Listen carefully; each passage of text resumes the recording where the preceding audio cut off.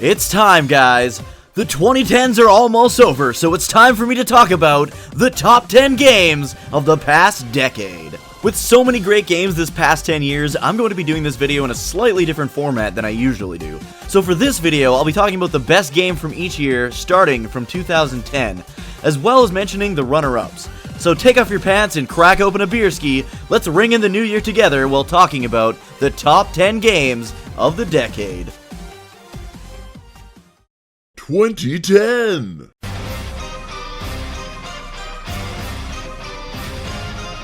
Castlevania Harmony of Despair was one of the last games that my friends and I were all able to set time aside every night and play the absolute shit out of. It's a gigantic co-op Castlevania experience, taking you to multiple locations throughout the Castlevania series, but this time with friends!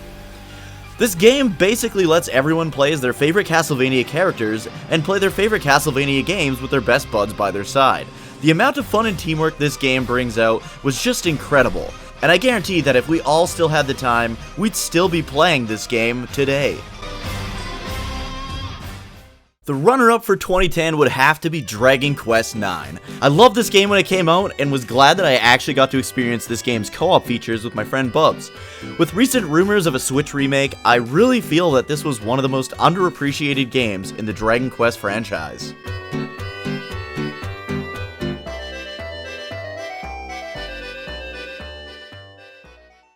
(2011). This game came out when I was still making 10 best videos with Blurry Prawn, and any old Blurry Prawn fans know that my favorite game that year was none other than Shadows of the Damned. With the combined efforts of the creators of Resident Evil and Silent Hill, as well as Suda51's unique Tarantino style, this is a one-in-a-million game that had the right amounts of horror and humor. The gameplay was like a smoother version of Resident Evil 4, and the plot and characters were just fantastic as well. One of my Twitch buddies, Smothered and Jam, played through this game for the first time this year and enjoyed the hell out of it, proving just how timeless this game really is. If you haven't yet, you should probably track this one down. The runner-up in 2011 has got to be Uncharted 3. This was another great installment in the Uncharted franchise. I remember getting the limited edition of this bad boy, with all its loot and a figure of Nathan Drake himself. I popped this game in and was stunned by how the game delved into the backstory of Nathan and Sully. I was also stunned when it bricked the fuck out of my PS3 and I had to go buy a new one. Luckily it was Black Friday when that happened.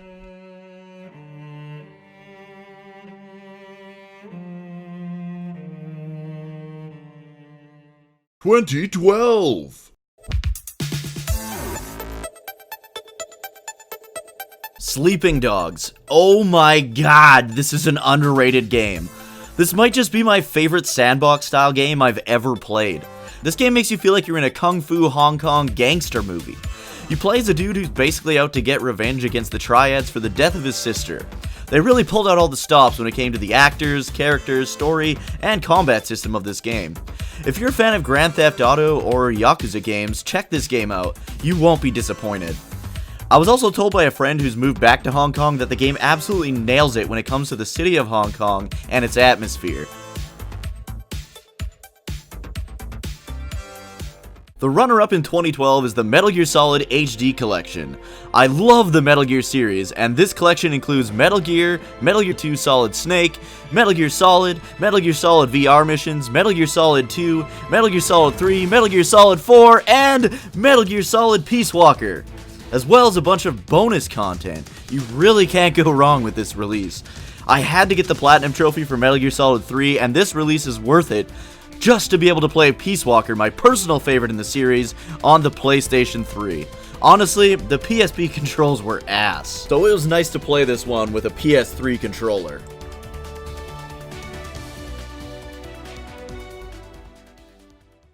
(2013).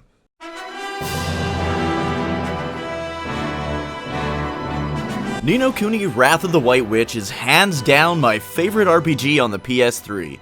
Taking the creative minds of both Studio Ghibli and Level 5, this game was an absolute masterpiece that was able to put a smile on my face, as well as bring me to tears. Having a story that can be interpreted in many different ways depending on your age, this was just an incredible all-around experience. Level 5 was still on their game when this one came out, and it really shows. The gameplay and world were amazing, and I'm so happy this game had a world map, because a lot of games after the PS1 era of JRPGs got rid of them.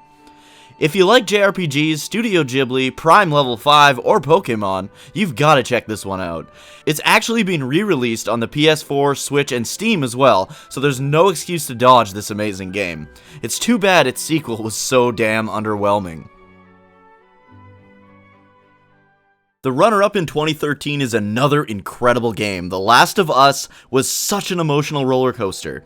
With spot-on gameplay and one of the best stories in video games ever, this game has also been re-released on the PS4, so just go play the damn game! I can't say much about this one without dropping a few spoiler bombs, so let's just leave it at that. 2014.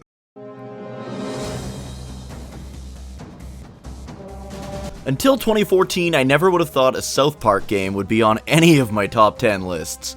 I've been an avid fan of the show since I was a teenager, but let's be honest, the games were pretty much crap until this point. The Stick of Truth kept that South Park vibe, while also being incredibly fun to play. They took South Park and turned it into a turn-based RPG with a great story, great gameplay, and it really fleshed out the town of South Park. Now, this is a bit of a spoiler, but my favorite part of the game, being both a Canadian and a Dragon Quest fan, was when you could finally go to Canada in the game. Once you get into Canada, the game goes all 8-bit and is totally referencing the classic JRPGs like Dragon Quest and Final Fantasy on the NES. The runner-up for 2014 would have to be Wolfenstein: The New Order. That's right, despite being pretty awful at first-person shooter games, there are a few franchises that I do love. Wolfenstein has always had a special place in my heart, and The New Order really did the franchise justice. It made the series relevant again with its awesome story and chaotic gameplay that, although tough, made you feel like a badass. 2015. Of course, my favorite game of 2015 had to be Metal Gear Solid 5: The Phantom Pain. This game took everything Peace Walker did right and basically expanded on it. The story was amazing, the way it connected the series and made everything come full circle, just oh my god. The gameplay was spot on as well. You basically had an open world to explore and tons of missions and optional content. I can't say enough about the positives of this game, but let's not leave out the stinky fact that Kojima wasn't able to actually finish the game. 2015's runner-up is Until Dawn. I had a blast playing this game with my wife. She's not a big gamer, but she's a big fan of horror movies, so this game was right up her alley. I'd call Until Dawn more of an experience than an actual game. It's not very long, but your choices have a lot of impact on the characters and the story, so it's worth a few extra playthroughs too.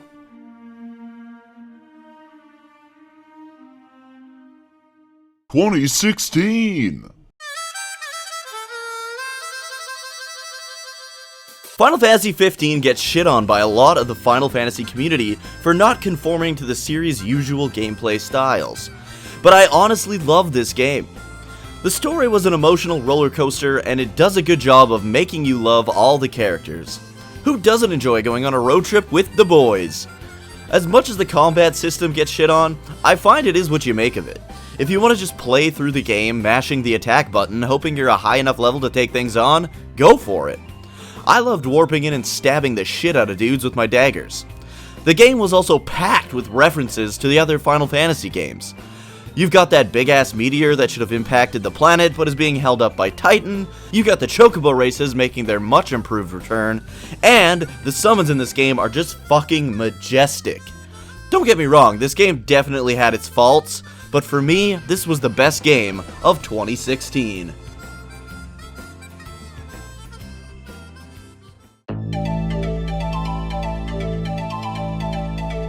The runner-up in 2016 was another great game.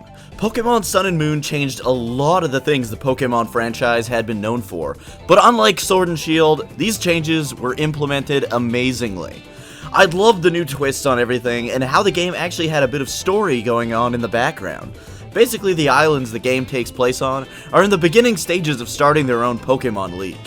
It did a good job of making you feel like you were a part of a new frontier in the Pokemon universe. 2017. God damn, Sonic Mania was a great game. I grew up playing Sonic 2 and 3, and as much as I did enjoy Sonic Forces, Sonic Mania was a return to glory for the series. Mania might actually be my current favorite Sonic game of all time, a title Sonic 3 and Knuckles has held since the mid-90s. Sonic Mania took everything I loved about the games and added a bit of charm and a few gameplay elements that made it even better. Here's hoping they come out with the Sonic Mania 2 that features all new stages and has Ray the Flying Squirrel playable without any DLC.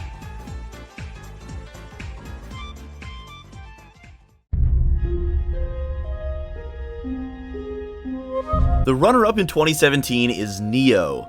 I'm not the biggest Dark Souls fan, I've played Demon Souls and like the idea of the game, but Nioh really drew me in with its feudal Japan setting and different weapons and stances in its combat system. I also really enjoyed the online clan system. The game was tough as nails, but if you're like me and grind for good gear, you should be able to get through it without too much trouble.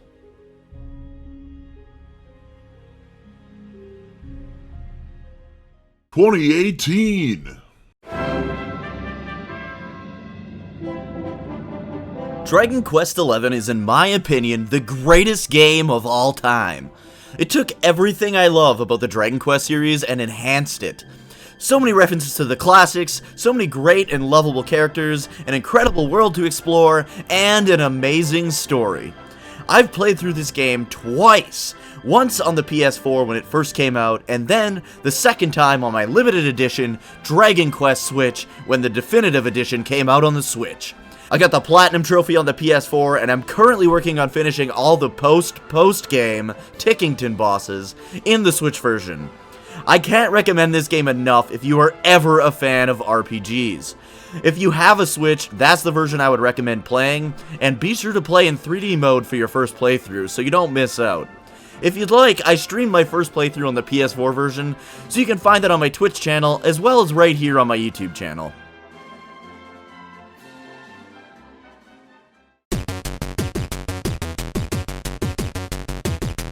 The runner-up for 2018 is a game I just streamed this past month. The Messenger combines everything I love about Ninja Gaiden and Castlevania games and smooshes it into a beautiful retro-style indie game. I don't play many indie games, but Devolver Digital has yet to lead me astray. Although a bit tough at times, the Messenger's gameplay and even its story are really amazing and worth every instance of rage you may feel while playing it.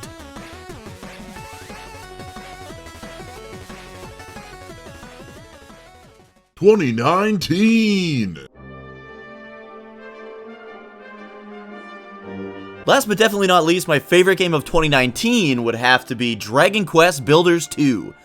Taking the foundation that the first Builders game had built and running, Builders 2 is a much better game.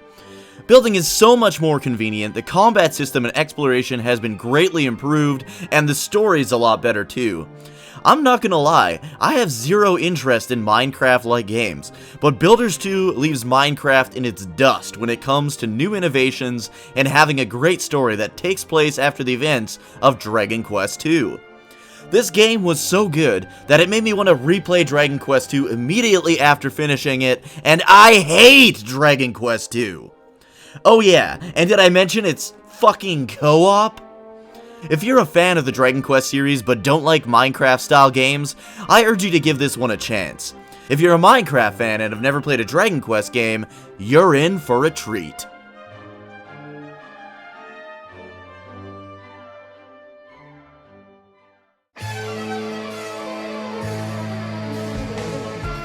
And of course, the runner-up for 2019 is none other than Bloodstained Ritual of the Night. The spiritual successor to Symphony of the Night, Ritual is a great Castlevania game. I personally liked Curse of the Moon better, but Ritual of the Night really brought me back to that Symphony of the Night feel when I started up the game. I haven't yet completed this one, but the continuation of the characters from Curse's story is more than enough to keep me invested in it. And there you have it, my top 10 games of the past 10 years. I hope you enjoyed the video, and if you did, be sure to like and subscribe. You can also catch me live on Twitch at twitch.tv/doogie03. Be sure to let me know what your favorite games of the past 10 years were in the comments, and have a safe and happy New Year's.